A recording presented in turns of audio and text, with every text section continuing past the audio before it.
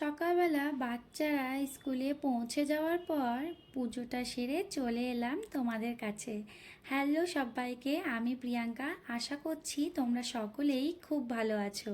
আর আজ কিছু রান্না আমি আগেই সেরে রেখেছি, তাই প্রথমে জল খাবারটা সেরে এদিকে মাছের ঝোলটাও রেডি।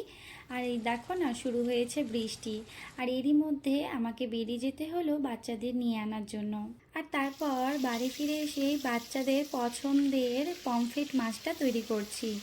আর এই মাছটা আমি কোনো গ্রেভি সেরকম করছি না, কারণ আমি অলরেডি একটা মাছের ঝোল রেডি করেছি। তাই প্রথমে পমফ্রেট মাছগুলোকে ভালোভাবে ভেজে নিয়ে সেই মাছ ভাজা তেলে অল্প একটু কালো জিরে ফোড়ন দিয়ে দিয়ে দিলাম সর্ষে, রসুন ও কাঁচা লঙ্কা বাটা। আর তারপর দিয়ে দিয়েছিলাম অল্প কাশ্মীরি রেড চিলি পাউডার ও সামান্য পরিমাণে লবণ, কারণ মশলাটা বাটার সময় আমি অল্প লবণ ব্যবহার করেছিলাম। আর তারপর মশলার মধ্যে সামান্য জল দিয়ে ফুটিয়ে নিয়ে মাছগুলো দিয়ে ভালোভাবে নাড়াচাড়া করে নেব।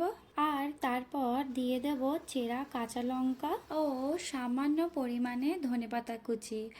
আর সব থেকে শেষে ছড়িয়ে দেব পাতি লেবুর রস, যেটা দেওয়াতে এই মাছের টেস্টটা আরও বেশি করে তোলে। তো এই যে আমাদের দুপুরের লাঞ্চ রেডি, এখন শুধু খাবার পালা। তো আজ আসি, তোমাদের সঙ্গে গল্প হবে আমার আবার অন্য কোনো ব্লগে। টাটা।